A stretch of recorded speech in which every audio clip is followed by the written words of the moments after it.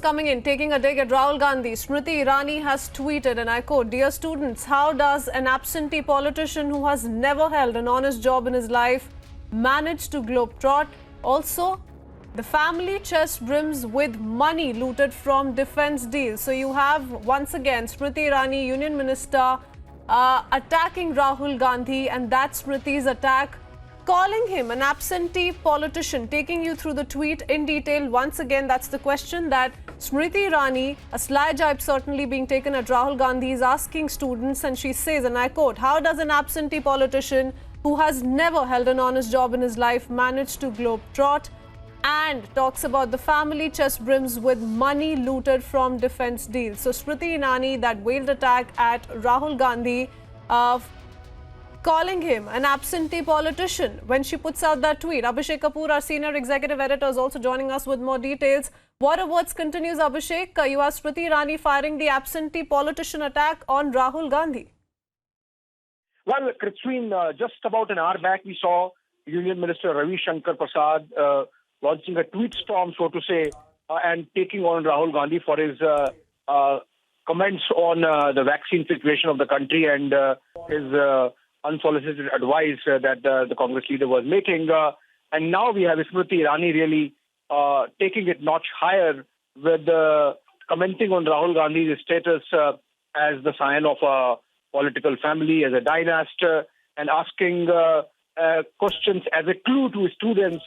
How does an absentee politician who has never held an honest job in his life manage to globetrot? Or the family chest brims with money looted from defense deals? And she goes on to broach the issue of, or raise the issue of, I would say, Bofors, Augusta, where there have been charges made or allegations made against the Gandhis directly. So I think the government seems to have decided that they are not going to let Rahul Gandhi go scot-free on this, given the vaccine situation and the overall COVID situation has actually worsened incidentally in Congress-ruled or Congress-supported states of Maharashtra, Punjab and Chhattisgarh. And that's why earlier the tweet storm by Union Law Minister Ravi Shankar Prasad, where he asked Rahul. And is it based on an international accepted norm? Mr. Gandhi must do his homework before writing letters to the Prime Minister. It's his job to inform, to discuss, but at the same time, criticism where it is not due is incorrect, is misleading, and will turn up to be an embarrassment for his own party. Sir Hindi में कहा कि without बायस राज्यों को ज्यादा vaccine देना चाहिए, विदेश जो हम लोग भेज रहे हैं उसको रुकना चाहिए। देखिए, राहुल गांधी और उनके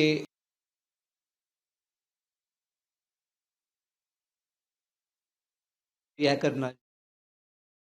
All of these reactions, viewers, coming in after Rahul Gandhi, the Congress leader, wrote to Prime Minister Narendra Modi as far as opening up vaccination to everyone who needs it is concerned, and also calling for an immediate halt on vaccine exports. We also have Mr. Tom Vadakkan joining us on the phone line. Sir, we just heard your reaction there. What do you have to say? What of what's certainly taking place, but the Modi government has made it very, very clear, sir.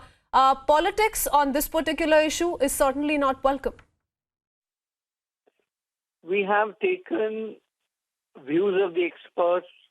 Distribution is in consultation with the experts, the technical people involved. And this is not a surplus kind of a thing. It has to be distributed where it is needed, not because you want it. Everybody wants safety, but the priority of the government has always been to be that. This is what the health secretary said. I'm repeating that. And he's right when he says that. It is not something that you can buy on demand, you know. There are areas, there are hot spots where there's a problem, but correction needs to be done on other areas too. There's no oxygen on ventilators in Maharashtra's Nasik. They're being sold as in black market. So what do you think? It's failure of the present government to divert attention. We're talking about vaccines, where the maximum number of vaccines have been provided to Maharashtra. But Maharashtra is not just one state. There are other states that have a pending requirement, and we are trying to meet that too. But yes, we are giving a balanced distribution to all the states. There is no discrimination whatsoever. But yes, the discrimination is based on the hot immediate requirement and people who need it immediately, not just because I desire something.